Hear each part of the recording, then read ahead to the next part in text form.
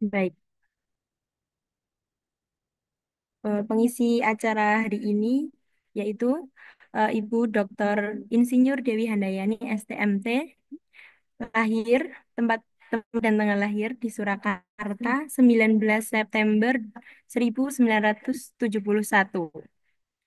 Alamat rumah Jalan Pajajaran 2 nomor 17 RT RW RW 9 RW 11 Surakarta dengan kode pos 5738. Untuk pendidikan formal, beliau menempuh S1 jurusan sipil Fakultas Teknik Universitas 11 Maret, Surakarta tahun 1994, dan S2 Magister Teknik Sipil Universitas Diponegoro, Semarang tahun 2003, 3 Fakultas Teknik Perencanaan FTSP, Institut Teknologi 10 November, Surabaya tahun 2013. Program Profesi Insinyur Universitas 11 Maret tahun 2018. Pendidikan non formal, kursus dasar-dasar AMDAL atau AMDAL A, PPLH Maret, penyusunan analisis mengenai dampak lingkungan AMDAL B, PPLH UNS, pelatihan pelatihan analisis mengenai lingkungan AMDAL C, PPLH Universitas 11 Maret, kursus penyusunan kajian lingkungan hidup strategis atau KLHS, PPLH 11 Maret, pemantapan nilai-nilai kebangsaan dan penelitian kepemimpinan Lemhanas RI. Untuk pengalaman di bidang kemahasiswaan,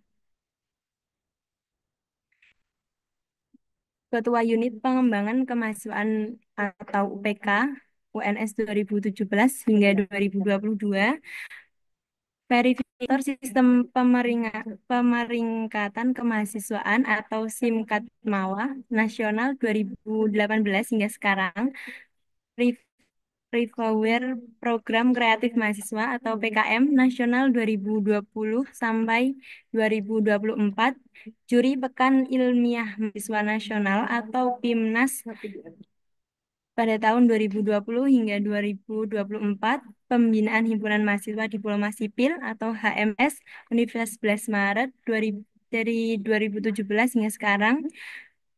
Dan yang terakhir itu pembina komunitas kemahasiswaan Seminar Solid S di Universitas 11 Maret tahun 2017 hingga sekarang. Kurang lebih seperti itu dari beliau pembicara kita pada pagi hari ini. Maka tidak perlu berlama-lama lagi, langsung saja kita ke acara selanjutnya, yaitu acara inti sharing pertama dengan agenda sesi penyampaian materi dengan narasumber kita yaitu Ibu Dr. Insinyur Dewi Handayani, STMT. Baik, apakah Ibu Dr. Insinyur Dewi Handayani, STMT sudah berada di Zoom? Ampun, Baik, terima kasih atas responnya. Sebelumnya, bagaimana Ibu kabarnya? baik, sehat, ngantuk. Alhamdulillah. Meskipun di hari libur, Ibu Dewi masih menyempatkan untuk menjadi pembicara. Sangat luar biasa sekali. Beli plus untuk beliau. Yang luar biasa mahasiswanya. Kalau kami dosen itu ngikuti mahasiswanya, itu. Ya, Baik, Ibu. Maka langsung saja, karena teman-teman sudah tidak sabar, Ibu. Kepada Dr. Insinyur Dewi Handayani, STMT, kami persilahkan. oke. Sebelumnya saya eh, nanti saya sampai jam berapa, Mbak MC? Mbak MC tadi namanya siapa? Saya lupa nyatet. Salvila. Ibu.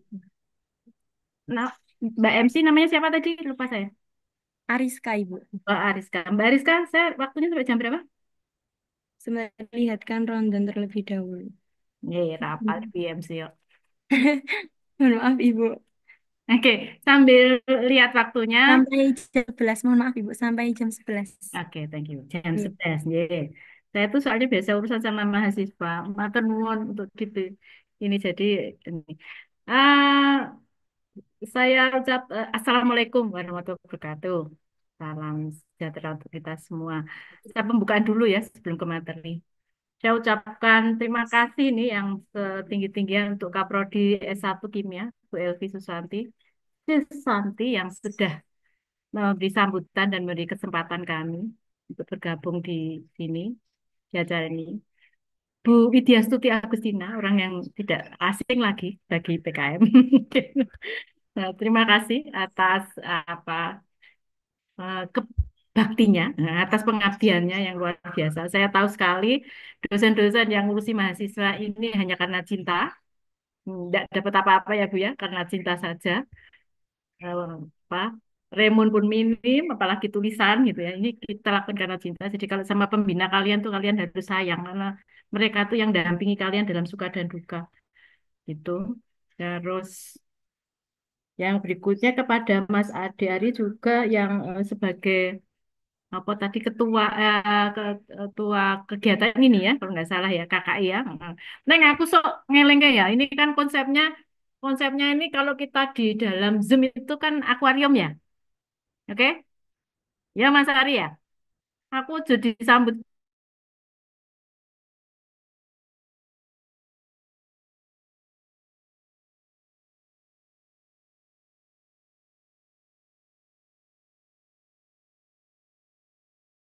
di komunitasmu.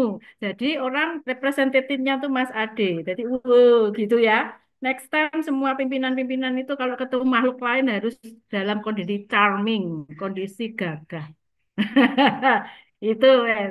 Jadi pembinaan itu tidak hanya pembinaan materi, kita juga sebagai orang tua, jadi kita dosen-dosen yang di sini sebagai orang tua itu membina kalian itu dalam kapasitas sebagai orang tua. Artinya bukan dalam intelektual tapi dalam berbudi pekerti juga, ya. Kalau pengen pinter main YouTube aja sudah cukup. Lihat internet sudah cukup, tapi beretitut, bersikap itu perlu pendamping gitu, perlu contoh dan perlu contoh juga. Yeay. Nah, ki datang-datang langsung nyikat anu bose, maaf ya Mas Ari ya. Oke. Terus yang berikutnya lagi, saya nanti yon tolong di akhir akhir acara saya disiapkan anu ya, saya suka lalu Kak Himne Bagimu Negeri. Jadi setiap acara yang ada saya, yang minta saya hadir, saya minta ditutup dengan Bagimu Negeri. Jadi nanti disiapkan daripada hal yang terakhir yang biayaan nanti. Oke, eh, saya akan mulai. Tapi sekali lagi ini adalah eh, apa ya? Bu, Bu Dewi itu bukan jagoan menulis karya tulis lima. Saya hanya pembina mahasiswa. Ah, pembina mahasiswa yang agak-agak agak-agak senior gitu aja. Tapi saya pembina mahasiswa. Peran saya adalah pembina mahasiswa. Nah, dalam membina itu salah satu produknya adalah menulis. Kenapa menulis? Karena kita ini sebagai insan akademisi, insan yang berada di dalam suatu unit apa insan tanda kutip intelektual dan akademisi itu produk luarannya harus bisa menulis. Nah, harus bisa menulis. Terus makanya kemarin saya tuh sempat sama Mbak Silvi ya, wong ayu mondi sing bunga aku. Siapa Safi nak kayak aku yo anu rapal bocah. Lydia, Lydia, Lydia Sivani, Silvi. Mbak Lydia Silvani waktu pertama kali menghubungi saya sudah sampaikan, saya ini orang engineer loh.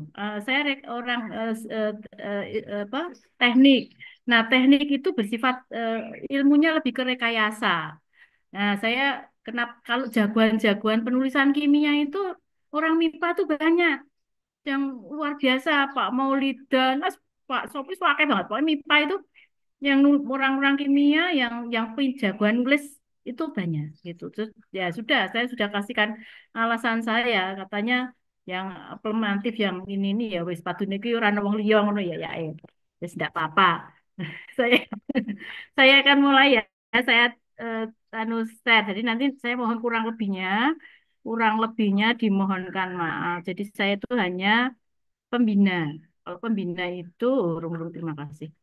Kalau pembina itu lebih ke stimulan ya, lebih ke stimulan. Oke, saya akan mulai. Bismillah. Nah, ini saya pakai warna ungu. Katanya ini, apa namanya? Katanya kan ini wakilnya FKIP kan purple ya. Nah, saya cari ungu, Mbak Mbak MC itu, Mbak Rizka itu juga pakai kerudung ungu. Jadi saya juga pakai, saya usahakan ini. Jadi Bismillahirrahmanirrahim. Hari ini saya berusaha menyampaikan tornya, topik tornya. Tapi lebih intinya nanti lebih ke ke stimulan untuk bagaimana menulis. Karena menulis itu butuh semedi, butuh jam terbang, butuh fokus. Jadi dan butuh mentor. Kali lagi butuh mentor. Mentor, mentor jam terbang dan fokus. Jadi dan itu sangat berkebalikan dengan alam kita saat ini yang semua dengan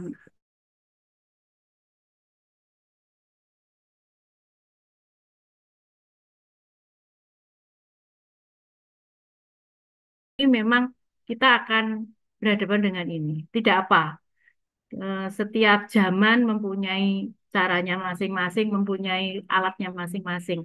Maka jangan sampai bagi yang jangan sampai kita juga ketinggalan terhadap penggunaan mod, alat ini, tetapi juga jangan sampai juga diperbudak.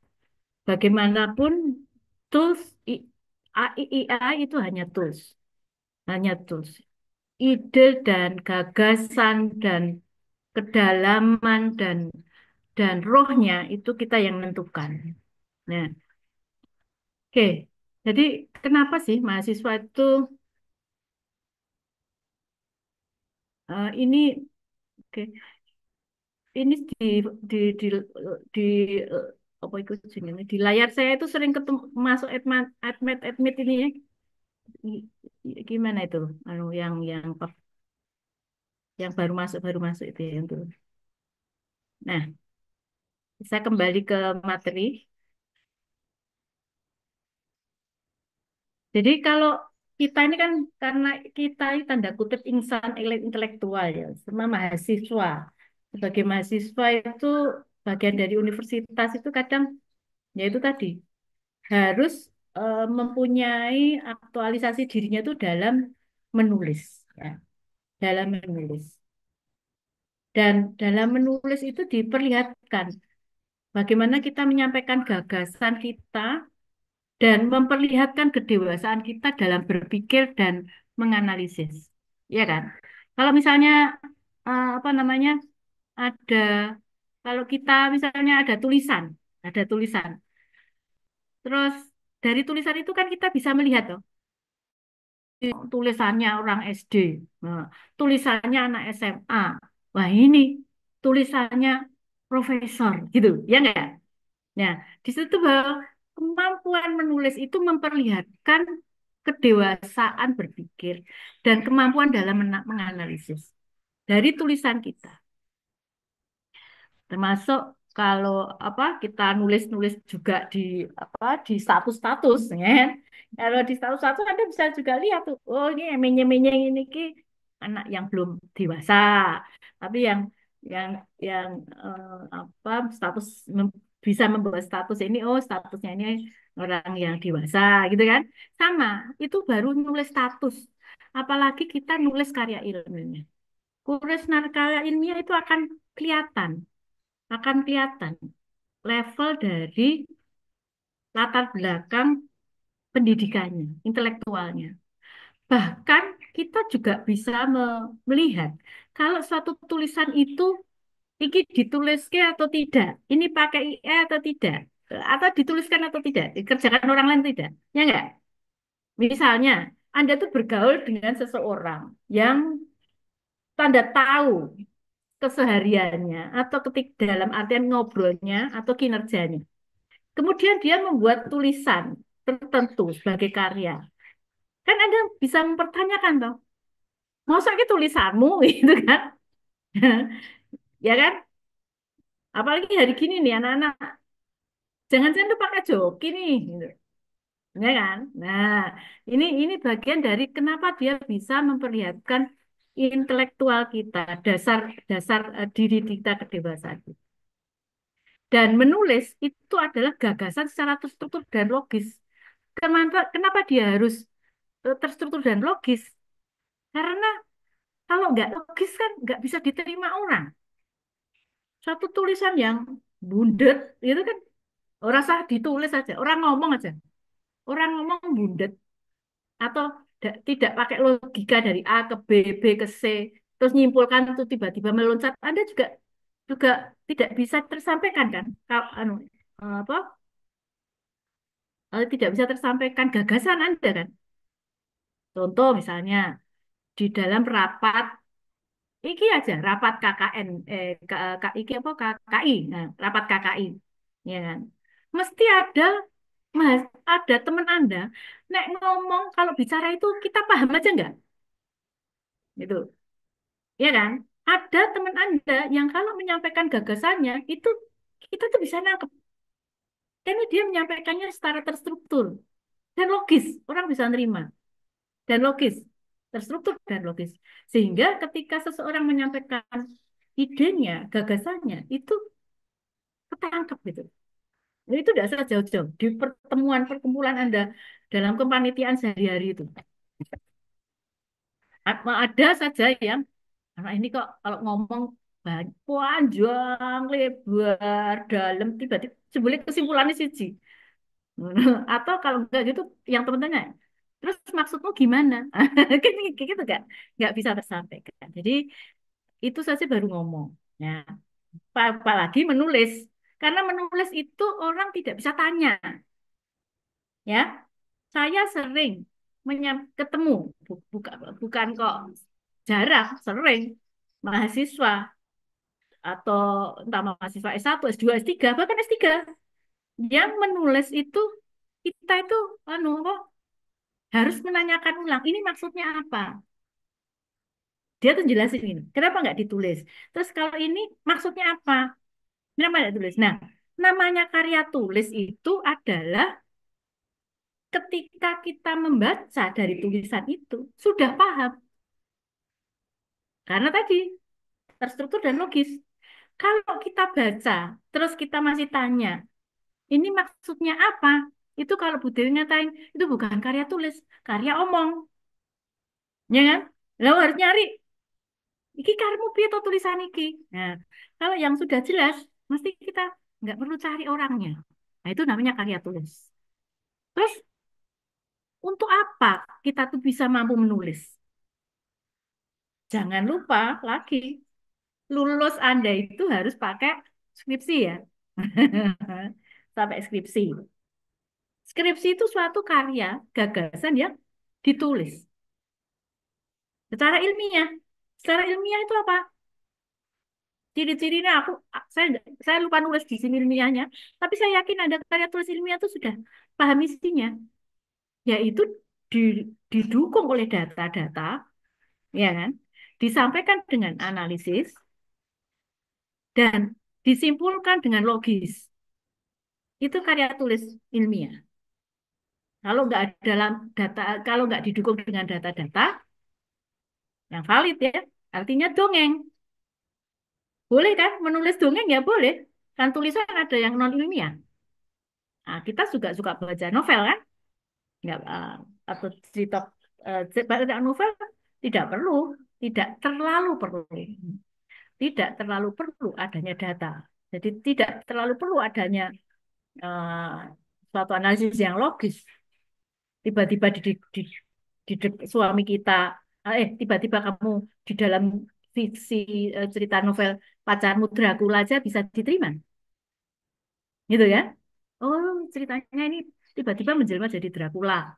Loh, tapi kalau ceritakan ilmiah nggak boleh, nggak bisa. Harus ada data dan logis analisisnya. Gunanya apa? Tadi skripsi. Skripsi itu karya tulis. Jadi mau tidak mau setiap mahasiswa, setiap insan eh, intelektual harus bisa mempunyai kemampuan menulis ilmiah. Terus kenapa sih Bu penting untuk menulis skripsi itu dengan sungguh-sungguh. Nah, kenapa penting menulis skripsi dengan sungguh-sungguh?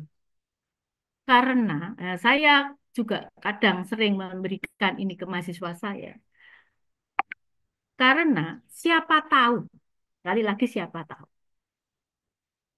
skripsi ini adalah karyamu yang terakhir. Ya, jadi siapa tahu skripsi adalah karyamu yang terakhir. Karyamu monumentalmu yang terakhir. Lulus SMA kan nggak pakai karya oleh adik Ari, ya kan? Nggak ada gitu toh. Tapi skripsi itu kamu punya hak terhadap karya itu ditulis oleh adik Ari. Orang ngitasi, orang mengambil kalimatmu di situ sebagai hadisnya dia untuk nulis karya berikutnya harus dengan izinmu, ya kan? Jadi itu adalah karya pertama yang siapa tahu karya terakhirmu selama hidupmu. Nah, kalau Bu Dewi terpaksa karena aku dosen, terpaksa sekolah lagi ada apa tuh ono tesis mana, ono disertasi mana, terpaksa juga nulis-nulis karena aku sana saya harus bimbing karena saya harus tanda kutip tuntutan pekerjaan. Tapi kalau misalnya habis ini kalian bekerja di tempat yang tidak memerlukan karya tulis ilmiah, ini adalah kesempatanmu membuat karya tuh apa monumental, karya monumental yang terakhir yang akan kau akan dibaca oleh anak turunmu. Nah, sekali lagi anak turunmu loh ya. Wah, Bu Dewi kok mikirnya adomen. Yuh, nggak usah anak turun. Nanti kalau keluargamu searching itu namamu, kalau kamu udah lulus ya, kamu udah lulus dari universitas ini. Lalu Malaviati Kayana, jelek keluar, mesti ada keluar di Google. Jejak digital itu kan enggak mungkin hilang, ya kan? Nah, kalau karya tulismu itu asal-asalan, apalagi kok pakai joki, asal-asalan, apalagi kok dibuatkan orang, ya malu, ya kan? Karena setiap orang bisa mengakses karyamu. Sekarang itu, kalau Bu Dewi belum, skripsinya Bu Dewi belum bisa diakses. Masih karya hard copy. Sekarang sudah semua, resiptori dan lain-lain. Jadi, mari kita bikin karya tulis yang baik. Terus, kalau sebelum skripsi apa, Bu? Nah, lomba-lomba misalnya. Di dalam lomba-lomba LKTI, Anda juga harus jelas sebenarnya namanya saja lomba karya tulis ilmiah kok. Mosok reso nulis. Dan setiap lomba, baik itu karya tulis ilmiah, baik itu PKM, baik itu kewirausahaan, baik itu KJI KBG yang tempatnya Bu Dewi sekalipun yang pakai yang lebih ke apa rekayasa ke desain itu mesti ada lapan proposalnya, mesti ada laporan pekerjaannya. Lah kalau laporan pekerjaannya itu tidak bisa dibaca oleh juri, ya yuk buang saja gitu kan, lewat. Nah, nah, itu baru lomba-lomba. Terus lagi di beasiswa. Setiap beasiswa, sepengetahuan saya, terutama beasiswa yang apa ya bonafide yang misalnya LPDP lah yang sekarang tren LPDP itu tidak karya tulis yang diminta tetapi lebih ke menyampaikan dengan logis Diko ini siapa menggambarkan Diko siapa. Terus karyamu apa prestasimu apa tujuanmu apa kalau ya itu kan di dalam beasiswa itu ada permintaan semacam itu pun harus Anda tulis dengan runtut. Kemudian seminar ya, seminar, konferensi, jelas itu. Pekerjaan. Nah, pekerjaan. Kalau Ibu Dewi pekerjaan ini wajib bisa nulis. Terus, lah Bu, kalau di tempat lain itu kok nggak perlu bisa nulis? Iya, kalau misalnya apa so? apa ya? Yang paling gampang.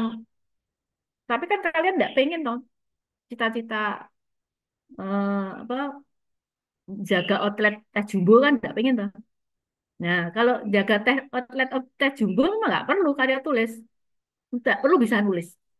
Tapi kalau kalian bercita-cita jadi CEO, supplier teh jumbo se-Indonesia. Ya kan beda kan sama-sama teh jumbonya. Tapi kalau cuma di CEO, cuma jogo outlet itu, enggak perlu bisa nulis. Tetapi kalau kamu jadi cita-cita jadi CEO, harus bisa nulis juga. Minimal kalau cari dana. Minimal kalau mengajak orang berinvestasi. Anda harus bisa menulis dengan suatu karya yang gagasan, suatu gagasan yang ilmiah, karena hitung-hitungan uang dan masa depan, dan logis. Kalau saya usaha segini, nanti hasilnya segini, potensial segini, Anda harus bisa ditulis. Gitu ya. Nah, ini yang terakhir itu kunci pengakuan dalam komunitas akademik. Yang tadi, bahwa Malavianti Kiana, enter di Google, Lep, keluarnya karyanya, judul skripsinya, lomba yang diikutinya, konferensi yang diikutinya, publikasi yang dilakukannya. Beda, ya kan? Beda. Oke, ini clear ya? Hmm. Iki apa iki? Podo, podo wae. Jadi menulis itu jadi jejak akademik ya, cara berpikir. Ilmuwan dikenal, nah ilmuwan dikenal dengan pemikirannya, bukan penampilannya. Nah, ini mesti Mas Ade. Loh, Bu, itu loh. Ilmuwan dikenal dari pemikirannya, bukan penampilannya. Tetapi setelah dia jadi ilmuwan, ya. Jadi ilmuwan dulu. Jadi baru kalau orang orang tuh bisa boleh gaya kan setelah itu toh. Setelah apa ya Nek Bu Dewi sering bilang itu boleh sombong tapi sumbut. Nah, misalnya Bob Sadino. Bob Sadino tuh terkenalnya kemana-mana pakai celana pendek gitu ya. Tapi kan sudah terlanjur kaya. Sudah terlanjur kaya. Nah, jadi kayanya dulu kan harusnya. Kaya ini tuh harus bisa logis gagasannya. Iki Mas Ari wis anyel banget iki. Tapi saya seneng dia ketawa-ketawa itu berarti dia hatinya longgar, lapang. Nah, ini ya contoh karya ilmiah mahasiswa ya. Tadi saya sudah sampaikan skripsi, artikel, karya tulis KTI, poster, artikel paper desain saya, dan sekarang lomba-lomba itu sangat banyak. Nah, terus kalau gitu, sekarang kalau orang pengen menulis, saya mau tanya, bintang ngantuk, wes ben. Kalau enggak gitu, saya ngomong sendiri ngelak. Mbak Fauziah Jasmine. Nah, kalau eh, nulis, biasanya Diko mendapatkan ide caranya gimana?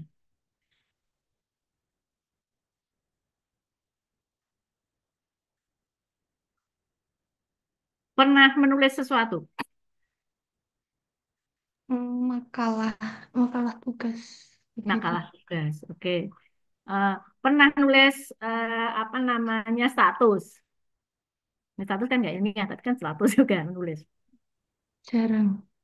Jarang. Oke. Sekarang kalau misalnya menurutmu ide dalam penulisanmu biasanya dari mana? Eh, Spontan.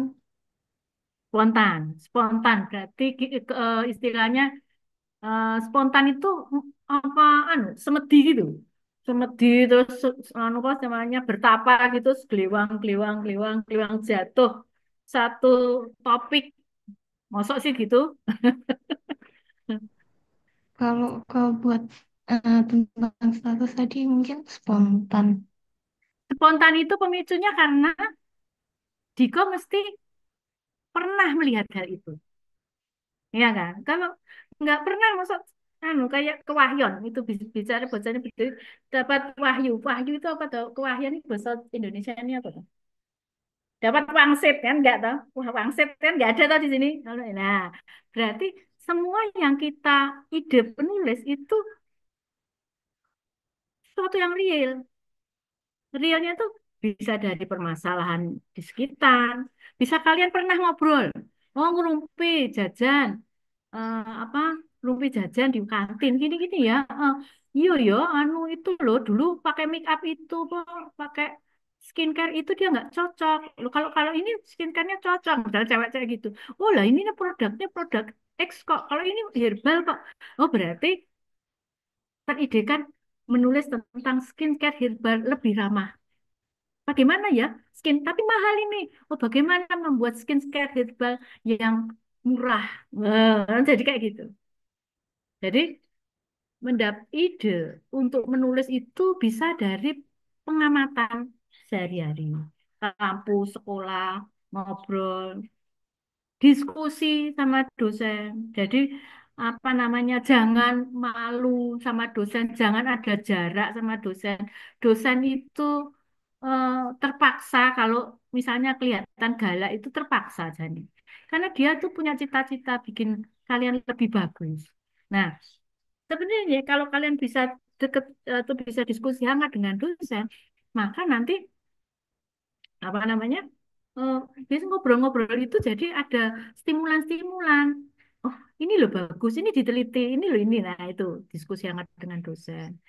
Pengalaman pribadi spontan tadi mungkin dari pengalaman pribadi, dari tugas kuliah, dari kondisi pada saat KKN, terus jurnal, yang pakai suka baca jurnal itu bisa juga ketika baca jurnal maka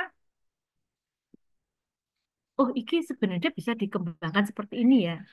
Atau di saran jurnal itu ada oh ternyata masih kurang yang ini ya. Nah itu juga ide dalam menulis. Kemudian kalau nanti sudah lakukan mind mapping, brainstorming topik dari ide yang diminati. Ada yang pernah melakukan brainstorming topik atau mind mapping?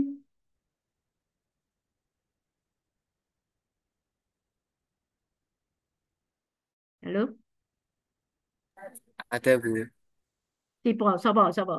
Sinten, Mas Ade pernah? pernah Bu. Pernah. Sekarang kalau brand mappingnya tentang apa? Brain mappingnya tentang kalau di kepenulisan itu mungkin ide terus nanti menjalar ke dampak terus rumusan masalah dan sebagainya Bu. Oh, pernah menggunakan AI dalam mind mapping? Itu brainstormingnya ya, mind mapping? Kalau mind mapping kalau diaplikasikan ke esai belum Bu? Hmm. Belum, kalau di aplikasi DC belum, tapi dia lebih bersifat untuk stimulan ya. Oh, Oh, sebelah sini yang katakanlah belum pernah. Nah, oke. Nanti jadi cara, berarti kalau Mas Ade sudah pernah, nanti habis ini Mas Ade bikin pelatihan di internal, membuat mind mapping brainstorming internal kegiatan di KKI, ya kan? Dari KKI terus nanti Anda mintakan, kalau gitu kamu mau nulis di sini, di sini, di sini, dipaksa temennya, bukan dipaksa, dipaksa. Nggak ada Gen Z tidak mau dipaksa, kita tidak mau dipaksa, kita itu maunya semua itu free will gitu kan, free will. Nah, nanti diajak temennya, yuk bikin brand mapping.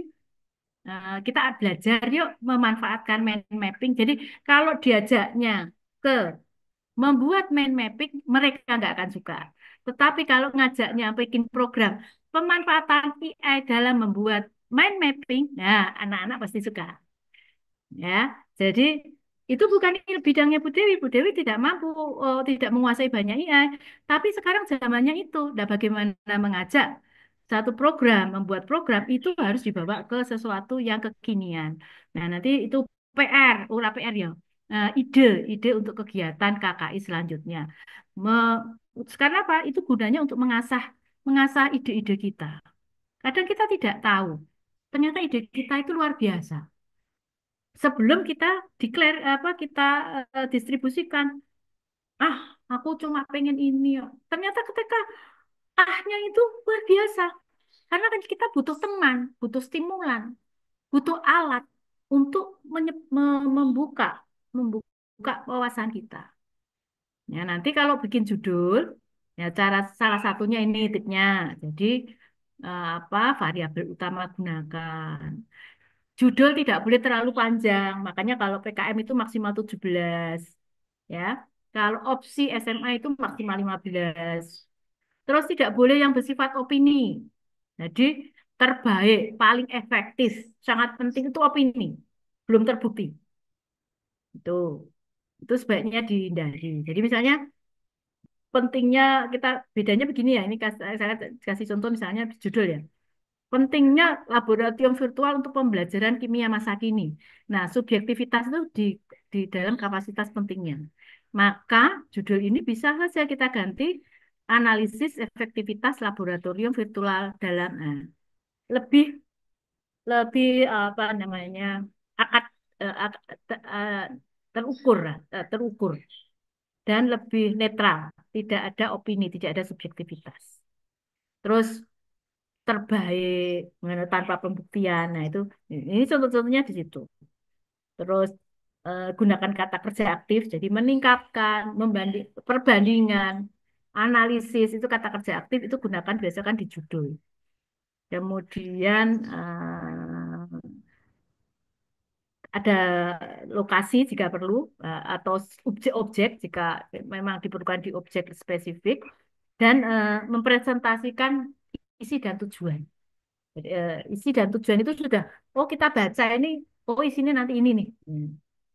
Jadi jangan sampai isinya judulnya resep resep soto kita dapatnya di dalam opor gitu ya. Itu itu bukan judul yang cantik.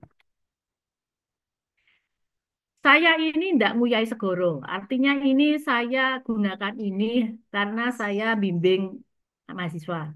Dan bimbingan itu ketika proposal atau membuat LKTI, mereka itu sering mentok karena mereka memulainya di pendahuluan.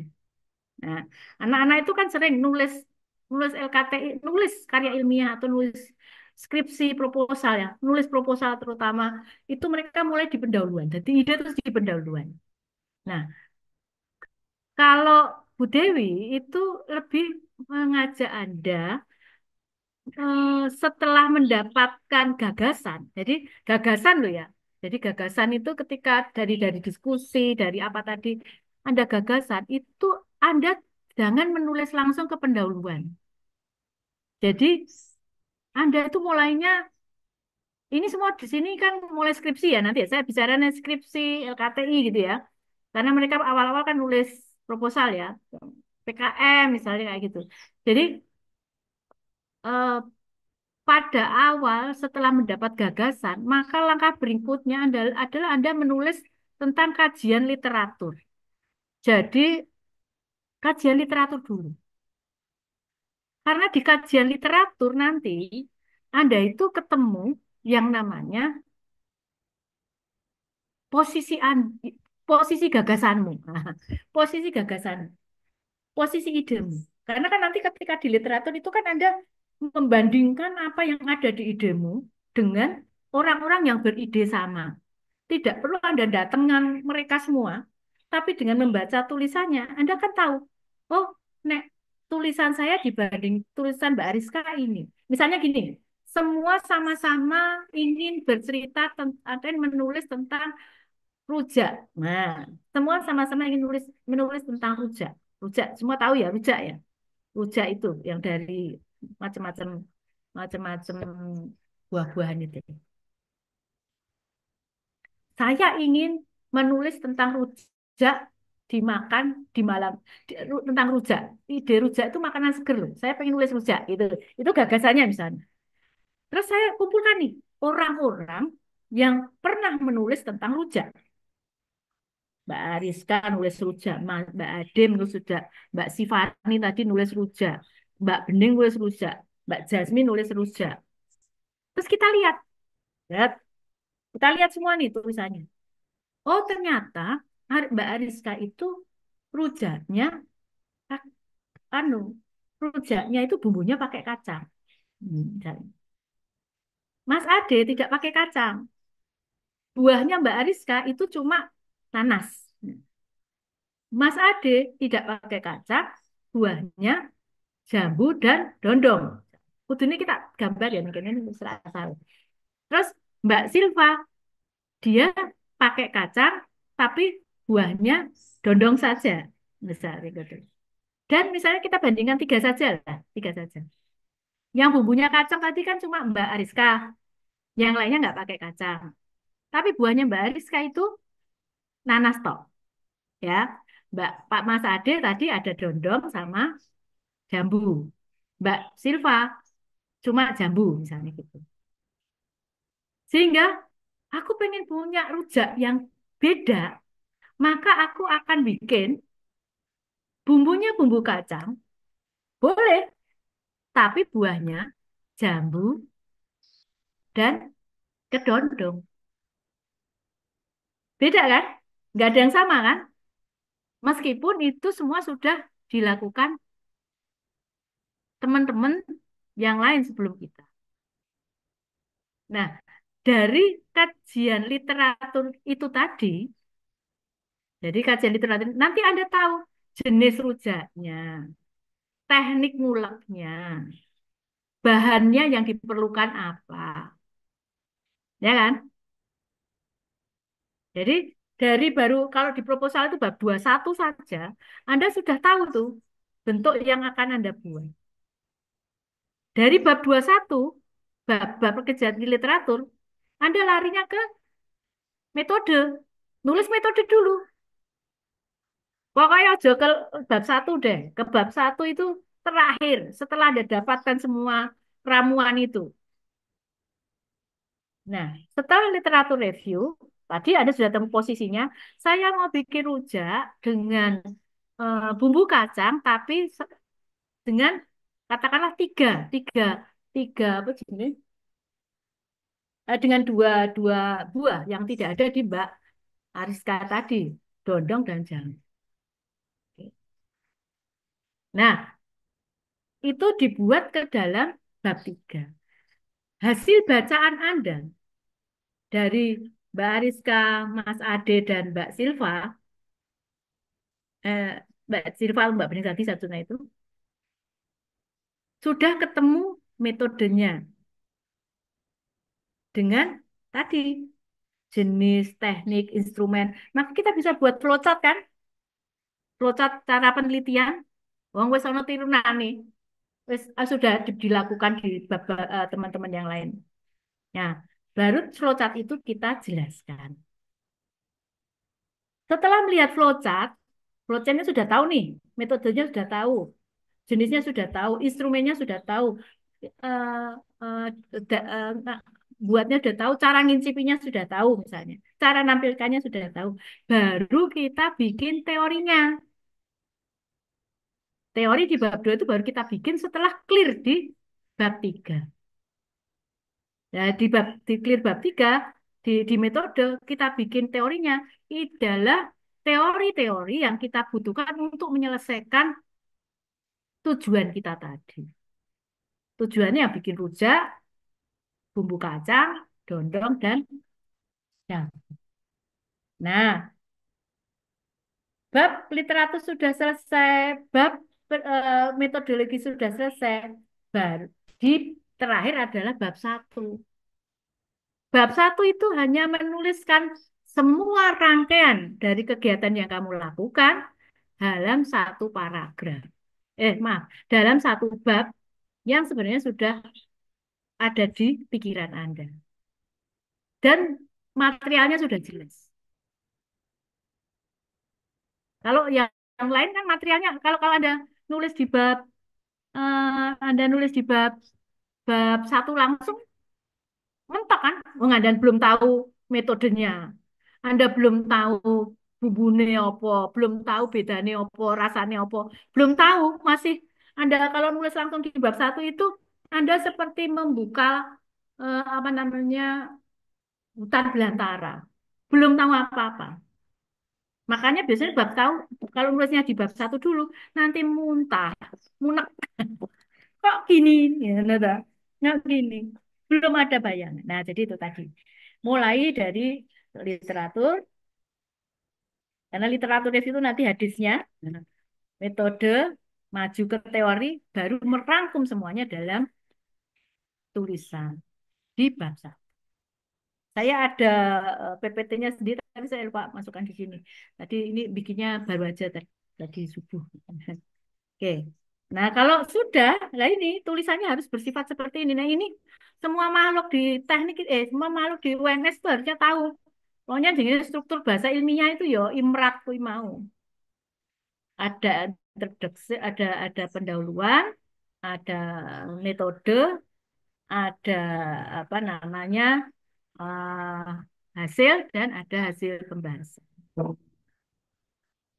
Nah, lomba misalnya, ada lomba LKTI. Itu yang dituliskan ini ya, ya kan?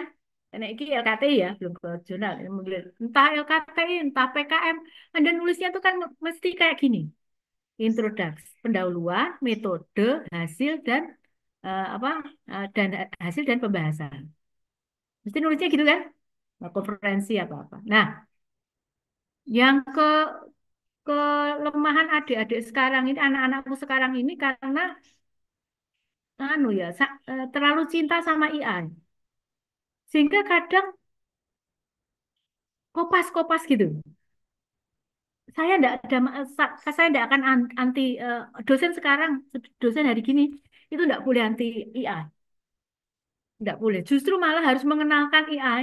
Menurut saya harus mengenalkan AI di kelas. Ajarilah anak sesuai zamannya. Kita juga harus belajar. Memang kita yang kesulitan nih. Kita yang dosen-dosen senior seperti saya tuh setengah mati harus belajar AI. Tapi kita nggak boleh kalah sama AI. Karena kita nanti akan hafal dengan ciri anak itu menggunakan AI murni atau tidak. Bahasa AI itu kan indah. Nah, benar ada data fakta, tapi kadang terlalu indah untuk di too good to be true. Ya. Terlalu, oke kok smooth banget ya bahasanya. Ya, jadi kita, nah anak-anakku juga jangan terlalu terpercaya sama AI. Karena dia kadang menulis sesuatu yang dia belum tahu tapi sok yakin gitu loh. Saya punya bukti loh. Siapa yang di sini pernah main-main AI? Aku tak cari gentina. Kalau anak mahasiswa sekarang nggak pernah main AI aneh. Nah, aku nggak mau tanya Pak Profesor Muhammad Maskuri, nggak mau ini, nggak ada.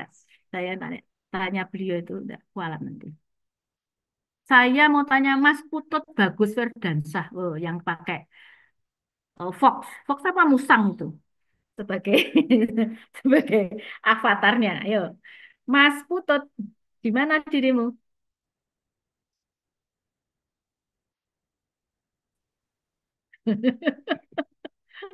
Ya Mas Putut, halo, kan nggak denger loh.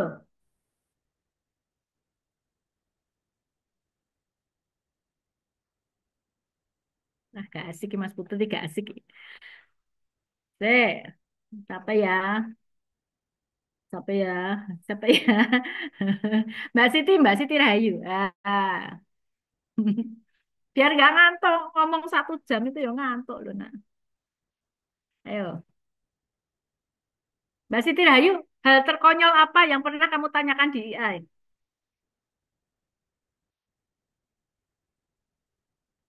Masa semua pernah pakai AI kan?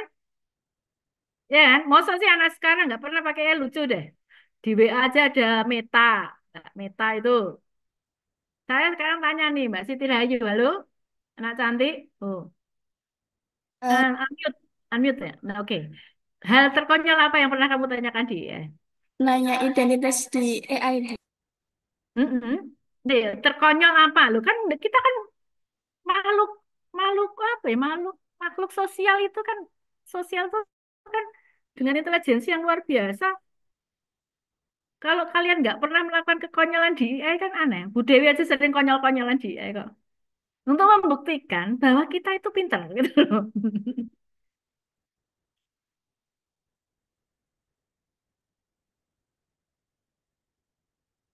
Malu dia mungkin, dia malu. Mungkin mungkin Mbak Siti Rahayu pernah bikin di apa dengan AI dengan siapakah sebenarnya jodohku ngono ya gitu ya.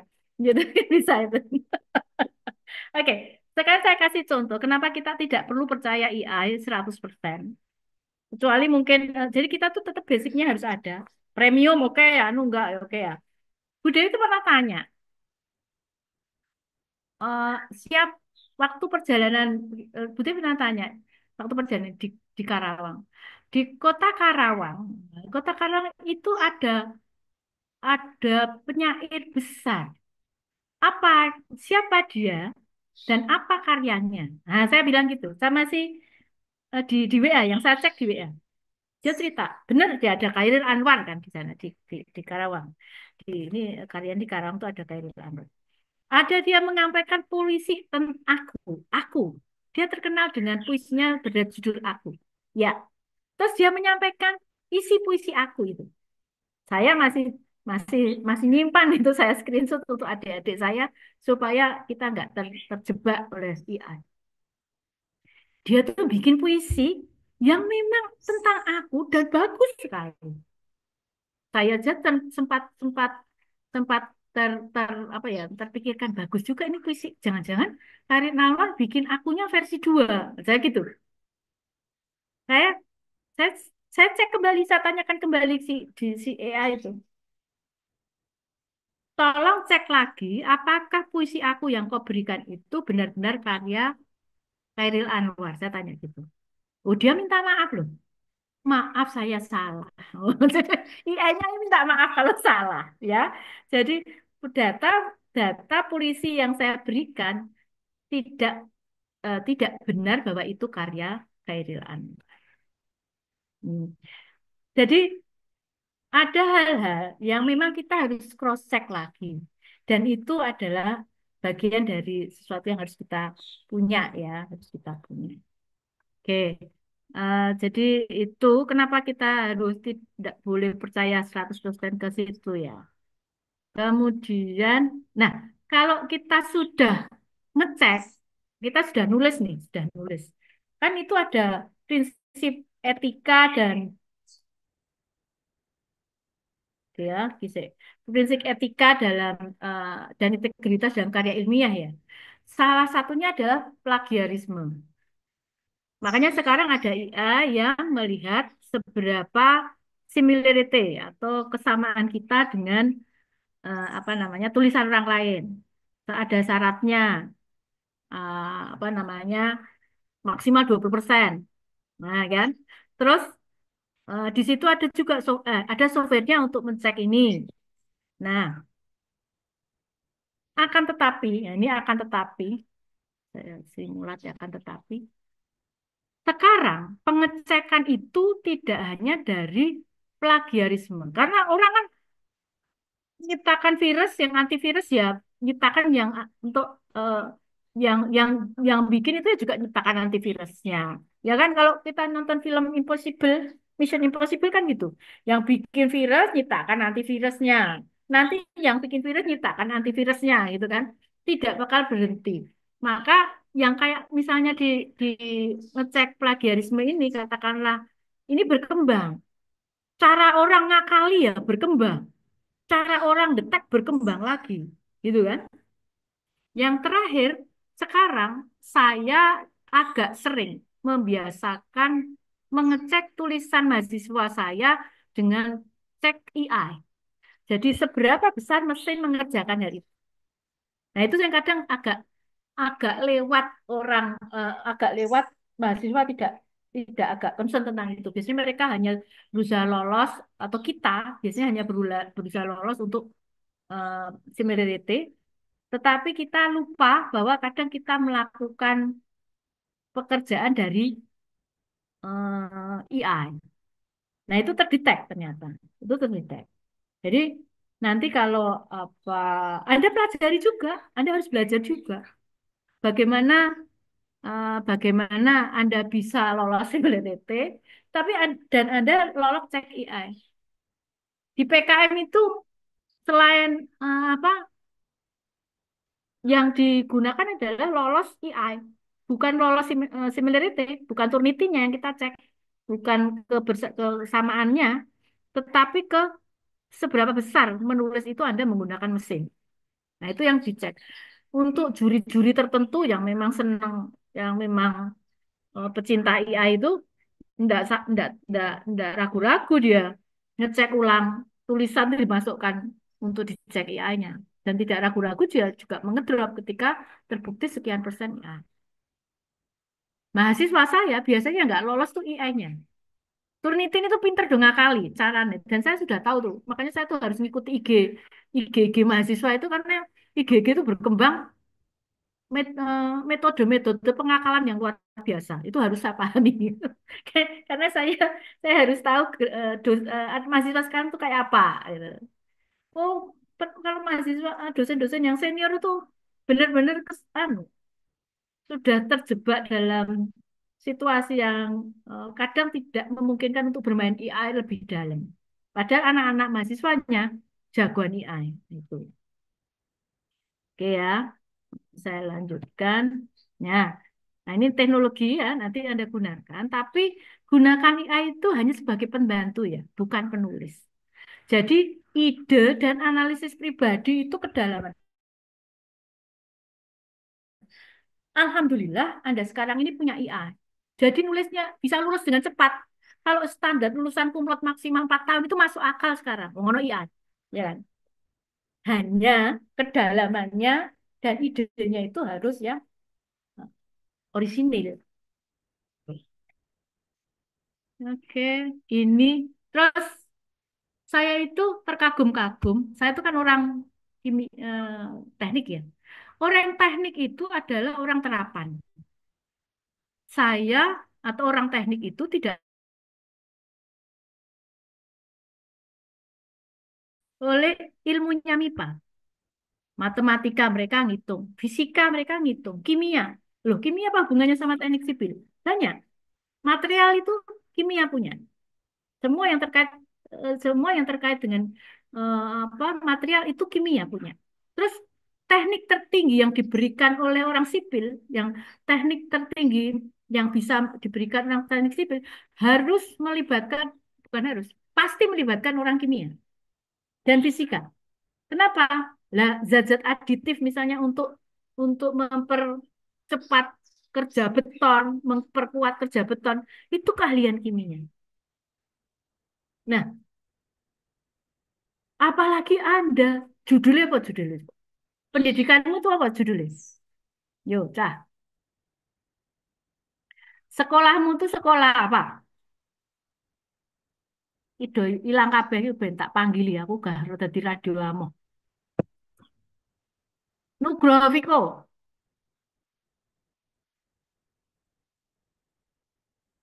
on kan. Gak aku nek iki sok menara diundang rapopo aku. Ayo Nugroho Viko. Mana nih Mas Nugroho Viko?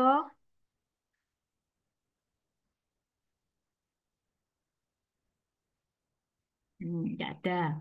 Yo, Mas Nugroho Viko ora enak. Sapa nah ya?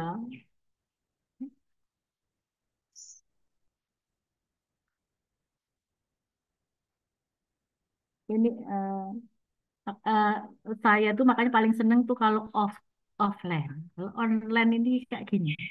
Nah, ini apa? Percuma. Percuma. Ngomong panjang-panjang habisin nafas juga percuma. Gak ada yang denger. Mbak Intan Firuliza. Iya, Ibu. Ya, tadi Anda itu sekolahnya di mana? Sekarang ini kuliah di mana? Di UNS, Bu. Nah, yo ngerti Cahayu. Wah, maksudnya Prodimu itu. Mm-mm. pendidikan kimia. Nah, padahal semua level ilmu terapan itu harus memanfaatkan ilmu MIPA. Anda itu gurunya wong MIPA. Ya nggak? Anda Anda itu di SMA itu orang-orang yang pinter-pinter itu mesti gurunya Anda. Jadi Anda itu harus punya kreativitas yang lebih-lebih dan lebih. Oh, kita ini semua katakanlah diferensial tuh saya turunan kedua, ketiga dari Anda, kedua dari Anda. Orang pendidikan kimia ngajarin orang kimia, mahasiswa apa SMA kimia. Orang kimia yang SMA-nya cinta itu saji cinta kimia, nah di cinta kimia jadi dosen MIPA di kimia. Dosen kimia membuat pekerjaan kegiatan yang bermanfaat untuk orang teknik. Jadi ya, berbanggalah. Nah, berbanggalah Anda jadi dosennya, gurunya orang-orang MIPA. Sumbernya Anda. Jadi Anda harus punya satu kondisi yang apa namanya, yang menghasilkan dengan tujuan menghasilkan terapan yang bagus. Jadi gabung ilmunya dengan yang lain.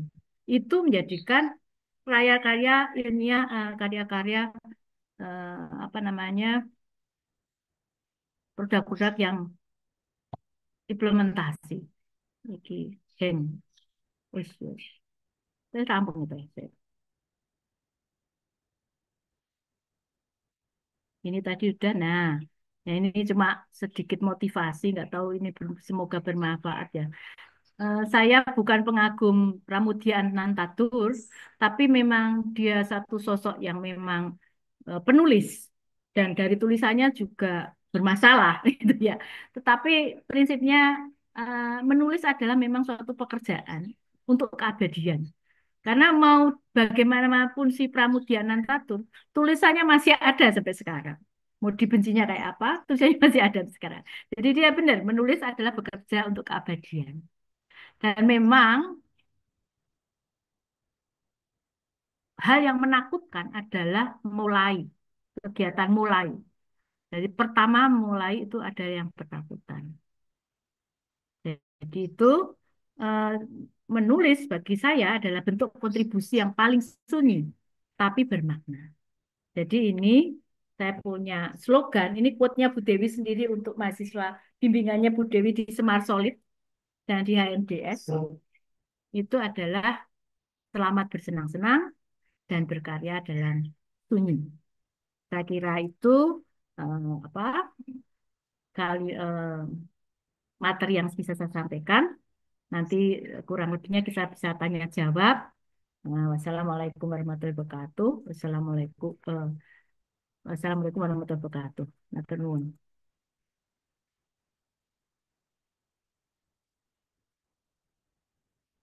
Baik, dari penyampaian materi Ibu Dewi, kita banyak sekali mendapatkan ilmu terkait cara menulis karya ilmiah.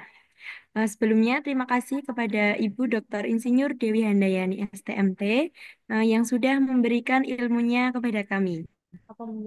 Sebelum lanjut ke sesi selanjutnya, bisa reaction dulu nih buat teman-teman yang sudah makin termotivasi untuk rajin menulis atau bahkan ikut lomba. Berikutnya langsung saja kita ke sesi tanya jawab. Untuk teman-teman yang ingin bertanya, raise hand atau ketik di kolom komentar. Silakan peserta yang ingin bertanya.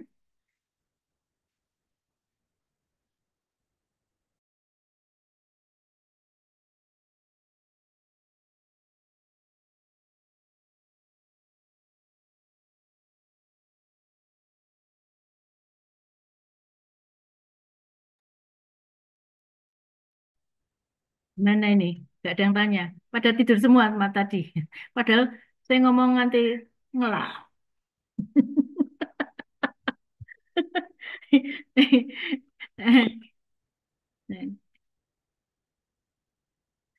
Alhamdulillah sudah paham semua ya.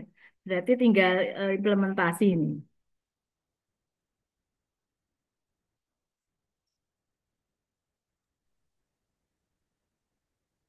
Navinda, silakan Mbak Navinda.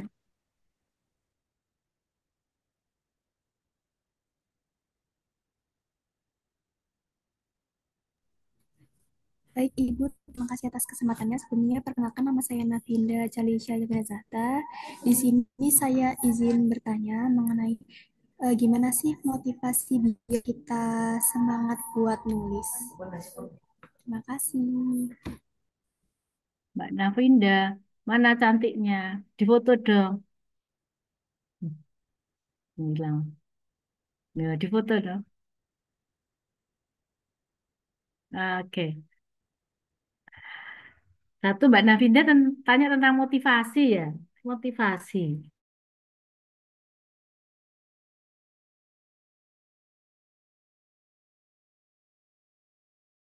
Sih. Eh, langsung aja ya. Kalau motivasi kita tanya yang sudah. Di sini kan pernah ada yang ikut PKM ya, mesti. Ya toh? Halo, siapa siapa yang pernah ikut lomba? Siapa yang pernah ikut lomba LKTI atau PKM? Mosok segini nggak ada. Nanti saya yang tanya sama Bu Widya Stuti loh, Bu Agustina loh, yuk. Daripada tanya Bu Agustina loh. Saya pernah, Bu. Nah, Mbak Intan, oke. Mbak Intan, berarti kan sudah tanda kutip terpaksa menulis, ya toh? Nah, Iya, kita langsung saja tanya ke Mbak Intan. Mbak Intan, eh, waktu ada motivasi menulis itu apa? Kenapa jadi pengen menulis? Kak. Kan biasanya kalau misalnya lomba-lomba itu udah ada temanya ya, Bu ya. Jadi mungkin lebih kita cari referensi di berbagai sumber apa korelasi si tema itu dengan kehidupan sehari-hari terus nanti digabungkan jadi karya ilmiah kayak gitu, Bu, biasanya. Oke. Tapi kan sebelum ada tema, sebelum ada tema, anu, membuka tor itu sendiri kan harus punya motivasi, ya kan? Iya, Hmm, apa motivasinya? Atau apa mot- pendorongnya? Pendorongnya ketika buka buka ke AK-nya atau tornya atau lihat pengumumannya. motivasinya biar berkembang lebih baik aja, Bu, biar punya banyak pengalaman juga. Hmm.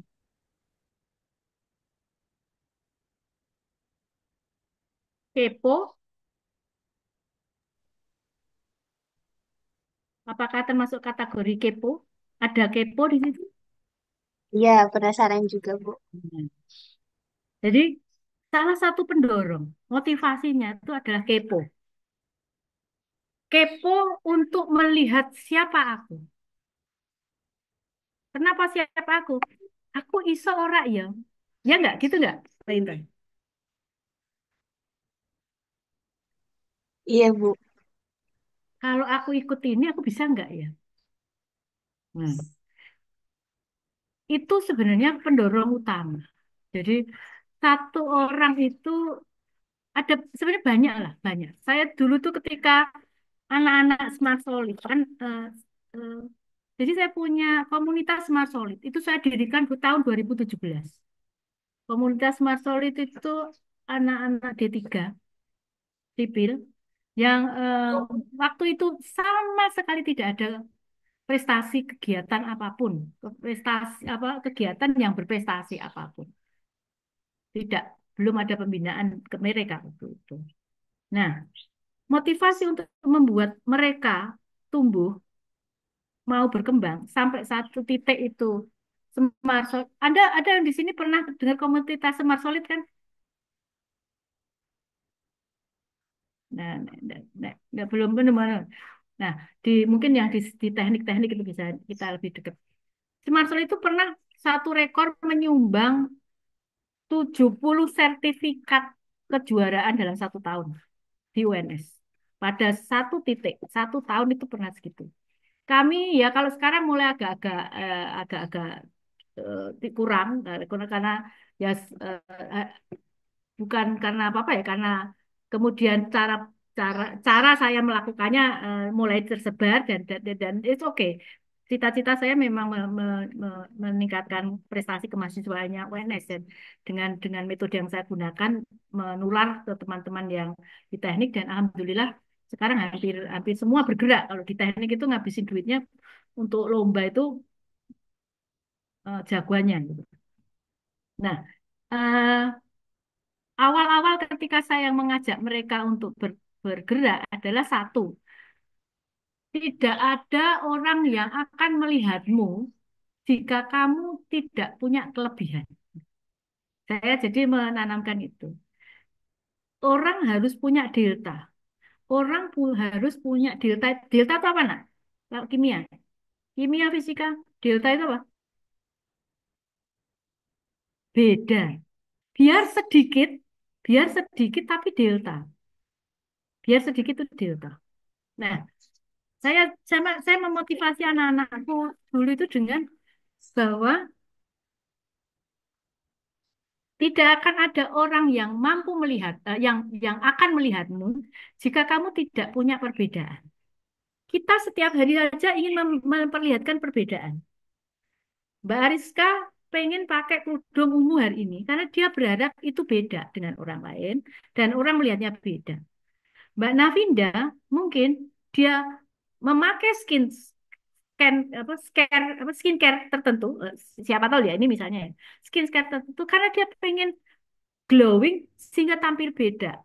Ngono loh, ya kan? Jadi setiap orang pengen beda. Tidak ada orang tuh pengen sama tuh tidak ada. Aneh.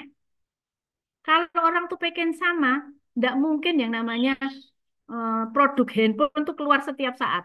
Baru. Baju warna keluar setiap saat. Beda. Model keluar setiap saat. Beda. Itu tidak mungkin. Sehingga perbedaan ini yang harus diperlihatkan. Nah, kalau Anda hanya mengambil lulusan, nah, waktu itu karena D3 Teknik Sipil, kalau Anda hanya membawa bekal lulus dengan sertifikat, dengan ijazah D3, nggak ada yang akan lihat kamu. Orang pinter sekarang banyak. IP 3,5 itu biasa. Justru malah IP di bawah 3,5 itu yang aneh. Saya ingin nih, IP 3,2 saja itu di bawah 3,2 itu sekarang aneh. Coba itu ditanya, rata-rata IP kalian kan di atas 3,2 toh? Ya kan? Nah, jadi jadi kalau kalian hanya lulus melihat hanya IP saya tinggi, gak ada gunanya, saya cuma dua oke. Tapi di dalam ijazah itu ada namanya surat SK, keterangan SKIL. Apa? Di sini SKL. Apa ya Bu Kaprodi?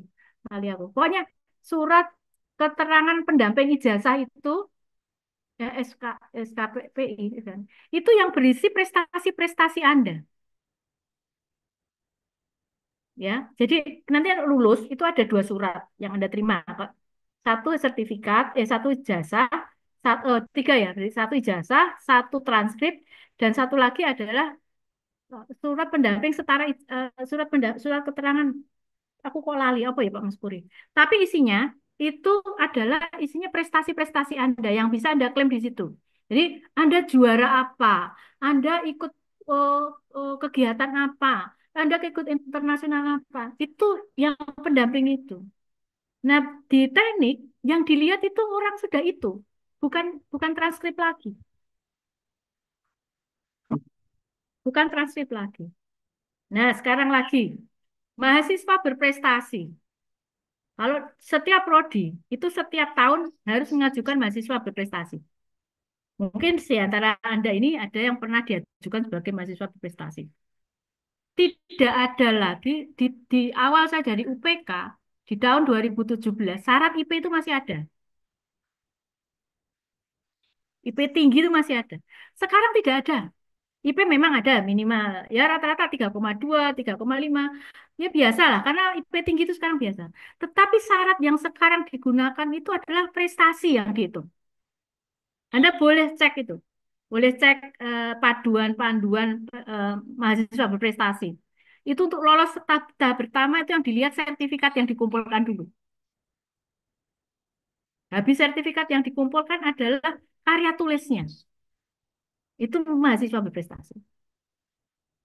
Nah, kalau itu tidak Anda ikuti dari awal, sesuatu yang tidak by design, mesti nggak dapat apa-apa. Mesti nggak dapat apa-apa. cuma calon aja, tapi ya nggak dapat apa-apa. Karena panduannya aja jelas. Jadi kepo untuk mengukur aku iso ora ya. Kepo untuk mengisi bagian dari prestasi. Itu motivasi yang kuat. Keingintahuan, keingintahuan untuk menguji kapasitas kita itu kuat, harus kuat. Kalau enggak, buat apa kita? Mau kita hidup kita enak banget kok sekarang. Lomba buat apa sih? Sekolah yo, enak toh. Sekarang kamu cuma datang di kelas aja mesti lulus kok. Ada yang nggak lulus, nggak ada dosen yang sekarang nggak meluluskan Anda itu nggak ada. Beda zaman. Jadi Anda datang duduk itu mesti lulus sih, ya nggak? Kamu nggak bisa ngerjain kimia itu loh, ngerjain mata kuliah apa loh? Mau lulus ya aku ya. Hmm. Bisa ngerjain separuh. Loh, aku ngerjakan sih kok ya iso ayo. Masa tau dosen. Nah, tapi sekarang gini, karena semua nilai itu sudah sama besarnya, data tingginya. Lah kamu kan cuma bertarung di dalam prodimu toh. Kamu keluar lawan anak UMS belum tentu menang. Lomba lo ya ini cerita lomba lo ya. Bukan cerita IP ya. IP itu tak kasih tahu kamu sekolah. Diem saja lulus. Wis toh, masuk aja kamu tuh asal absennya mlebu aja masuk aja lulus kamu tuh. Nanti nek ndak lulus jadi saja nah sing bingung dosen ini. Pak Prodine gue sing bingung. Tapi kamu keluar saingan apa jenenge bukan berkompetisi ya aku. Mengukur kemampuanmu dengan orang lain itu hal yang beda. Satu, Diko jadi tidak sombong. Karena apa? Tidak seperti kata dalam tempurung. Kamu di prodimu, wah pinter, kayak wong aktif pinter. Dosen selalu pakai dia. Misalnya, wah asisten sembarang barang mata kuliah. Tapi belum pernah diuji di medan laga. Jangan pernah menganggap dia pinter. Gitu.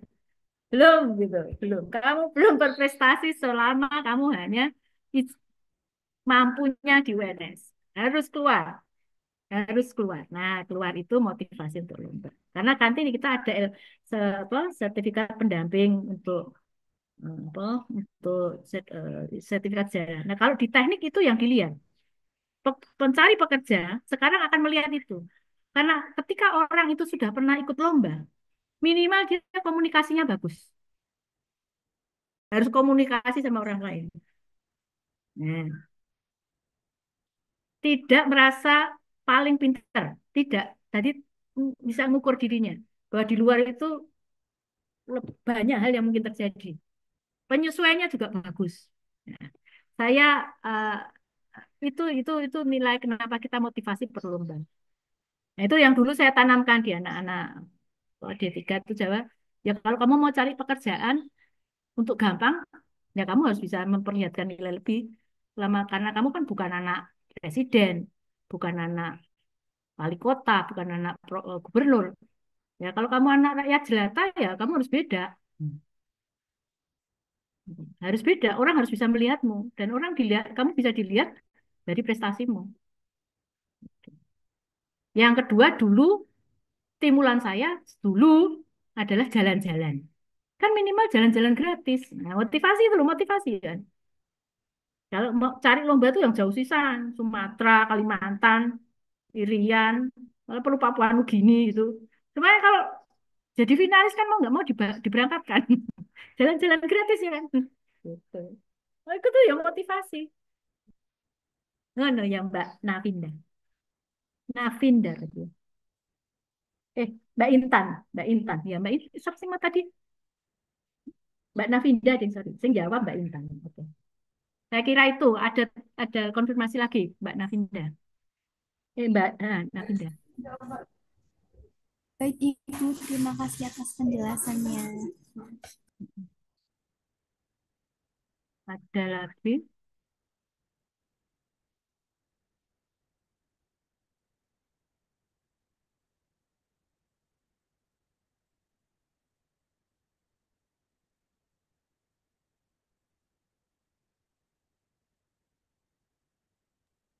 Untuk peserta ada yang mau tanya lagi?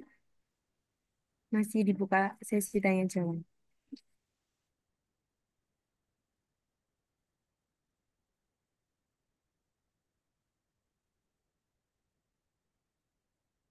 Mas Ade, biasanya Anda kalau ngajak teman-teman untuk ikut lomba, anu ya, tapi memang agak sulit ya kalau ngajak teman-teman ikut lomba LKTI itu kalau saya ya mikir itu ya. Ke kalau kami, kalau saya di Smart Solid itu biasanya saya punya agenda tahunan yang wajib diikuti. Itu sudah Anda bikin schedule-nya, mau menang nggak menang, masuk finalis nggak finalis, tetapi itu diprogramkan. Karena dengan diprogramkan itu orang bisa menyiapkan dari jauh hari, tidak mendadak. Karena mahasiswa sekarang kan kegiatannya banyak banget ya. Banyak, terus lebih banyak lagi adalah scrolling ya. Itu wajib. Itu kegiatan wajib mahasiswa sekarang itu scrolling. Scrolling itu hampir menghabiskan 20% dari waktu hidup mahasiswa sekarang. Lebih dari 20% waktu hidup mahasiswa sekarang. Jadi sibuknya si scrolling itu gitu. Jadi ya memang agak-agak sulit juga. Saya paham agak-agak sulit juga ngajak ngajak berprestasi yang memang tidak menjadi motivasi. Ya motivasinya tadi itu kalau saya ya supaya orang melihat kita beda dan mempunyai kesempatan bekerja di luar lebih baik. Karena kalau kalau sertifikat toh nggak tahu, tapi nggak tahu ya cita-cita anak-anak di sini jadi apa ya? Lulus saja, lulus saja. Nah itu ya berat ya. Yang cita-cita ibu saya mau jadi ibu rumah tangga saja.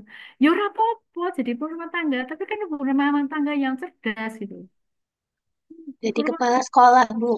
Amin, amin, amin ya Rabbal Alamin. Saya doakan sukses Mbak Intan. Jangan kalau perlu jadi pengawas sekolah, nggak usah jadi kepala. Kalau perlu jadi kepala dinas dikti di dinas Pedanka. Amin, makasih, Bu.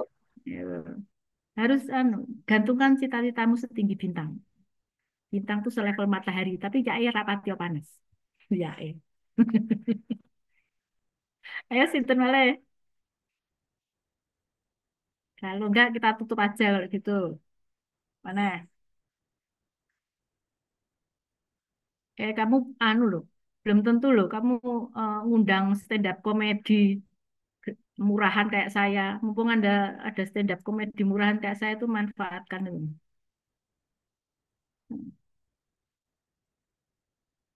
Itu Mbak, siapa sih? Mbak Siti Rahayu Gabrikus. Namanya lucu. Siti, silahkan. Mbak Siti. Baik, baik, terima kasih Ibu atas kesempatannya. Izin bertanya, apakah boleh dalam penulisan karya ilmiah itu menggunakan AI? Kalau boleh, sejauh mana dalam penggunaan tersebut?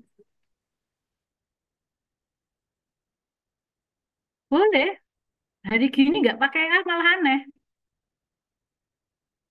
Saya mengatakan boleh, tapi kapasitasnya tadi. Misalnya gini, nak. Kalau ngumpulin ngumpulin ngumpulin peneliti yang sama. Kamu nyarinya satu persatu, nyari satu persatu, kan lama ya? Nah, itu bisa pakai ini, pakai IA. Bisa public interest, bisa konsensus, bisa Anda tinggal gagasan Anda apa. Mereka yang udah nyediain jurnal-jurnal yang terkait dengan riset Anda, terkait dengan gagasan Anda. Harus gitu malah. Nek enggak kamu kemakan zaman. Yang Bu Dewi tidak sarankan adalah menganalisisnya dalam pembahasannya. Jadi tetap ada di situ ada tulisan Anda dan jangan kopas. Tulis ulang lagi apa yang Anda dapat. Itu lebih lebih elegan, lebih elegan. Tapi harus dari gini. Nek ndak pakai kamu nanti pak, habis waktumu tidak bisa untuk yang kegiatan yang lain. Yang lain sudah sampai lari kemana kamu kamu baru ini itu. Terus kemudian cari gap. Cari gap itu eh, misalnya kan sebelum kayak tadi ya. Contoh bikin rujak. Itu kan rujak gitu kita pengen tahu buahnya apa, bumbunya apa, cara ngerjainnya apa gitu ya. Cara ngerjainnya apa. Sampai sekarang Dewi Handayani ini kalau baca jurnal itu ngantuk. Lah pemenang kok mahasiswa? Ya lah. Ini kan apa adanya ya. Cari tadi cara jurnal itu tadi kan misalnya bikin rujak saja itu kan eh, bumbunya apa, materialnya apa, gitu. Bumbunya apa, kemudian cara ngerjainnya gimana. Jadi kan ada tiga ini yang pengen kita tahu dari para para yang sudah meneliti rujak. Saya itu jadi dosen 30 tahun baca jurnal sampai sekarang tuh ngantuan. Ya, ngantuk. Kagum saya kalau orang bisa baca dari awal sampai akhir. Saya beruntung sekarang ada IA itu, yang saya bisa tinggal masukkan satu jurnal, terus saya tanyakan yang ingin saya tanyakan. Ini misalnya jurnal rujaknya si Arista tadi, berat. Terus buah-buahan apa yang digunakan di sini? Apa bumbunya? Cara mengerjakan gimana? Masukkan berikan tanda pada jurnal tersebut.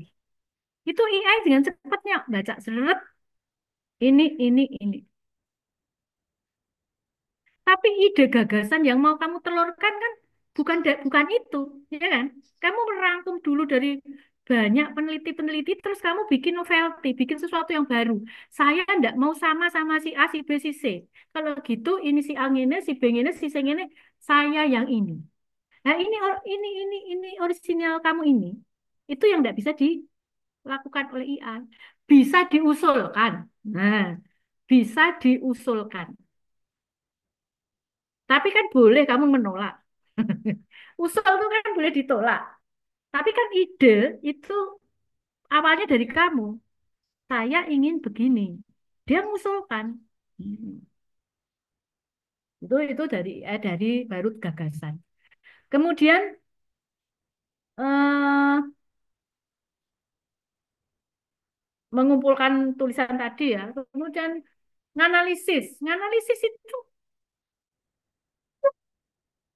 bisa dari IA, bisa. Minimal metodenya aku nek kimia nggak begitu paham ya. Tapi kan misalnya kimia kan kudu neng lab. Ya, kan itu sesuatu yang nggak bisa dilakukan oleh AI kan. Jangan-jangan jurnal yang ditulis itu juga ada kesalahan yang tidak ditulis di jurnal, yang tidak kamu temukan saat kamu nge-lab. Jadi boleh itu. Yang nggak boleh itu kopas. Kalau sitasi itu yang ngomong. Jadi kalau misalnya kamu ngambil omongannya dia, ya kamu tulis jujur. Dia berkata begini. Dari buku ini dari jurnal ini berkata begini. Tuh. Eh, ya dengan aturan-aturan tadi. Similarity-nya jangan tinggi dan sekali lagi Anda cek. Terakhir Anda nulis sebaiknya Anda nulis, Anda cek apa dek jenenge nek cek nek saya tuh yo cek IA itu seberapa persen pekerjaan aku ini dikerjakan oleh mesin itu ada kok anunya ada IA-nya juga ada. Nah itu biasanya orang-orang juga pakai itu. Oke, jadi itu ya Mbak Siti Rahayu. Ada pertanyaan lagi? Sudah Bu, terima kasih. Nane. Nah, nih, nanti Mbak gak tanya. Oke, Mbak Ana, monggo Mbak Ana, apa Mbak Ana? Terima kasih Mbak Ana Nurjana. Iya, Bu. Saya izin bertanya. Tadi mengenai ide dan juga brainstorming. Brainstorming itu kan salah satu tahapan penting untuk menentukan gagasan yang tepat ya, Bu. Nah, dulu itu saya pernah coba-coba untuk mengikuti lomba karya tulis ilmiah itu. Kesulitannya itu di awal-awal itu struggle-nya ada di bagian brainstorming, Bu. Kita udah mengajukan ide, terus udah mulai cari apa namanya rancangannya, isinya yang mau dibahas itu apa aja gitu. Setelah kita konsul, itu ternyata ada beberapa hal yang kita kurang spesifik dan terlewat itu. Susahnya itu di bagian eh, tiga hal, Bu, menurut saya. Yang pertama itu urgency, novelty, dan juga inovasi. Kan kita dituntut untuk tahu urgensinya apa. Jadi kalau udah tahu urgensinya apa tuh yang susah itu cari novelty atau kebaruan dan juga inovasinya, Bu. Kalau cari kan seperti yang Ibu katakan tadi kan kita harus beda. Kalau cari sesuatu yang sama itu gampang, Bu. Di AI itu cari jurnal-jurnal yang sama itu lebih gampang daripada cari sesuatu yang beda. Nah, terus kan kalau di kimia itu, misalkan kita penelitian atau nulis karya tulis ilmiah yang berkaitan dengan kimia itu, yang kita cari perbedaannya itu adalah hal-hal yang nggak bisa kita lihat gitu, Bu. Itu cara, ada nggak sih, Bu, kayak tips gimana caranya biar kita bisa nemuin kebaruan dan juga inovasi itu dengan lebih gampang, dengan cari perbedaannya itu biar lebih gampang gitu, Bu. Bagus nih, pertanyaan bagus. Saya buka dulu sebentar. Oke,